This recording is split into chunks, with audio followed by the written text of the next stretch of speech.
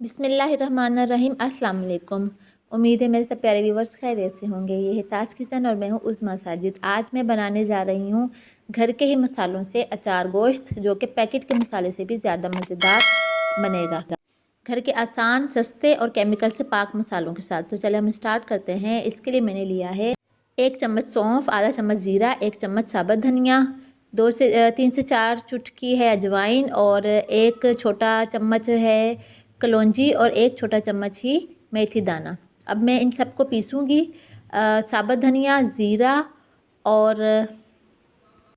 सौंफ, इन सबको मैं पीसूँगी और बीच में डालूँगी अजवाइन। बाकी जो मेथी दाना और कलौंजी को मैं नहीं पीसूँगी। मेथी दानों को पीसने से वो कड़वा हो जाता है, इसलिए हम उसको नहीं पीसेंगे। बस इन सब मसालों को पीसेंगे। बिल्कुल पाउडर नहीं बनाना, दरदरा सा कूटना है। अब मैं इसमें डाल रही हूँ 1 टीस्पून हल्दी, 2 टीस्पून पिसा हुआ धनिया, 1 टीस्पून लाल मिर्च पाउडर और 1 टीस्पून लाल कुटी हुई मिर्च। आप मिर्ची जो है कम या ज़्यादा कर सकते हैं। मेथी और कलौंजी इसमें साबुत ही जाएंगी। मेथी खुद ही जब पकेगी तो वो बीच में घुल जाती होती है, गल जाती होती है, इसलिए हम साबुत ही रखेंगे उसको। अब इनको अच्छे से जो है वो मिक्स कर लेना है। ये हमारे अचार गोश्त का मसाला रेडी हो चुका है बिना केमिकल के। टेस्ट आपको उससे भी ज़्यादा अच्छा देगा। ये हमारा रेडी हो चुका है। अब मैंने लिया है आधा किलो चिकन और इसमें 1 पाव डाल रही हूँ मैं दही और इसमें मैं डालूँगी ये मसाला, थोड़ा सा मसाला रख लूँगी हरी मिर्ची भरने के लिए। ये सब डाल के इसको अच्छी तरह से जो है मैं मिक्स कर लूँगी और मिक्स करने के बाद इसको मैं 15 से 20 मिनट के लिए मैरिनेट होने के लिए रख दूँगी। ये मैंने हरी मिर्ची ली है, इसमें से कट लगाऊँगी, इसके बीच में से बीज निकाल दूँगी।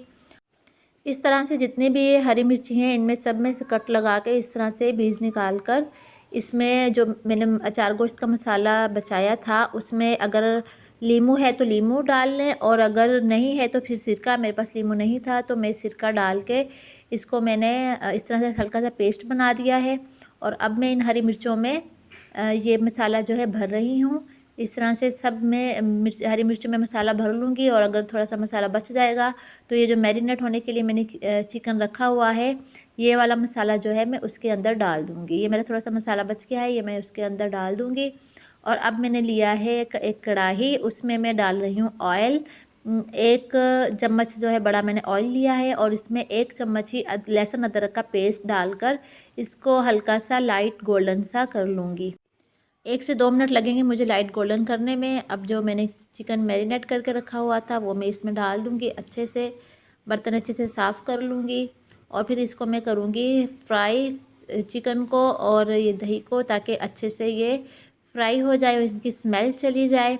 ये मेरे हो रहे हैं फ्राई। अब मैं इसमें डालूँगी टमाटर। टमाटर मैं साबुत ही डाल रही हूँ, आप चाहे तो पेस्ट बना के डाल दें, मुझे इस तरह ईज़ी लगता है।